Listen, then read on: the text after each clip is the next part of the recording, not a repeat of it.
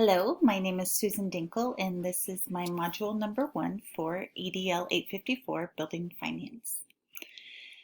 I teach business and computers at St. Francis Community High School in St. Francis, Kansas, which is in the far northwest corner of Kansas. I graduated from St. Francis in 1991 and then went on a basketball scholarship to Pratt Community College, where I got my associate's degree in marketing in 1993.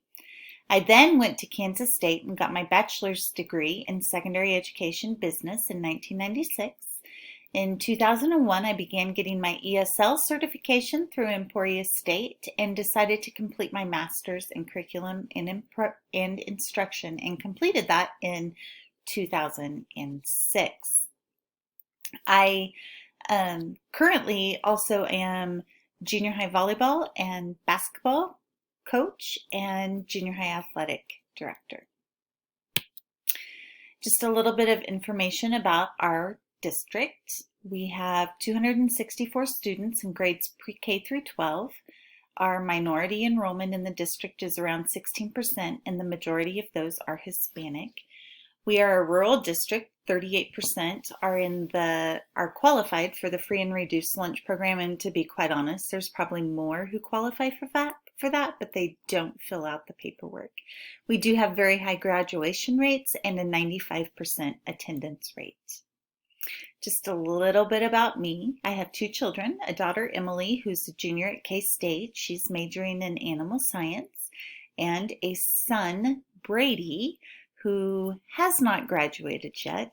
July 25th will be graduation finally. He is also planning on attending Kansas State this fall and is going to major in agronomy.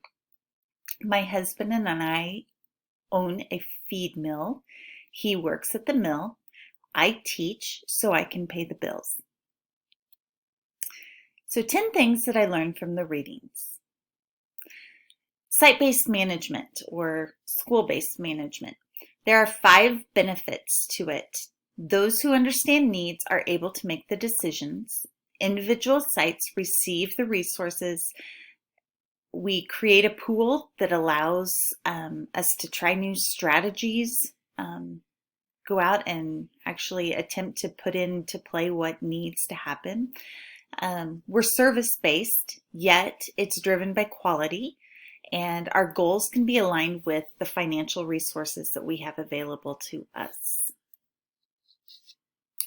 Centrally managed resources are also needed, and the reason that they're needed is because it means that there's some consistency between the schools.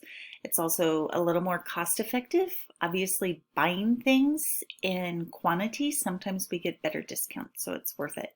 And then process efficiency. Number 3, principals have financial responsibilities. Developing a school budget, overseeing a fundraising, keeping accounts, teacher salaries. One of the things I would say is most important out of this, or at least locally, is overseeing fundraising, as all of our different programs are constantly trying to raise funds anymore. Number 4, school principals must have financial knowledge. They must understand financial limits, set goals for their schools, and approve and revise school budgets.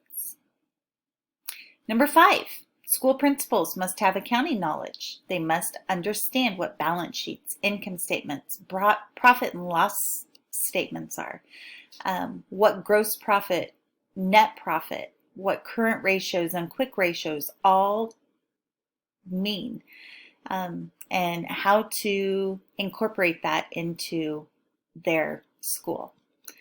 Number 6, school principals must establish financial procedures, like how do we handle income and expenditures.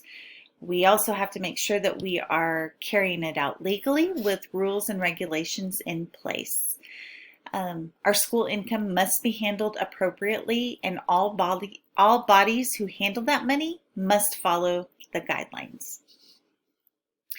Principals need more say is number 7. They have little control on how finances are spent. Some are mandated by the state on what they must have. For example, a nurse or a counselor. If we have If we have to hire one of those, then oftentimes what happens is number 8, we're asked to make trade-offs. So each school should be given more leeway on what they need. Obviously, in a small town, there's only one school. In larger cities, this would definitely play more of a role because every area or every region might have a different trade-off or a need that they need. Like technology might be more important, or maybe they need more teachers because there's a growth in that particular school.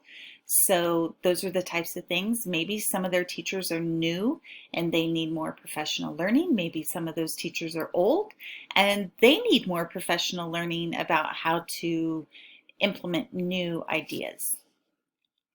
Number 9, states are becoming more proactive. There are per-pupil funding allotments that are given directly to principals from the state, and so they can choose where that money is spent. It has to be spent on the student, though. And finally, principals need to have financial software.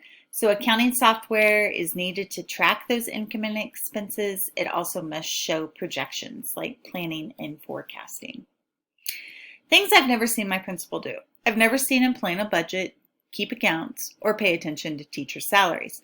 That being said, I know he writes checks, but if it wasn't for our secretary in our office, I really doubt that he has any idea what the account is or what the balance is in that particular account until it comes time for school board meeting. My fears about creating school budgets: number 1, keeping accurate records. Obviously, as a business owner, I have done plenty of this, but this is, a school is on a much larger scale. You might also have to make tough decisions, like letting go of teachers, closing programs. How am I going to make ends meet? Also, you're being held accountable to your community and your kids, and so that is scary in itself. And my third one is trying to project future expenditures and income and all of that could potentially change overnight. These are my references. Thanks.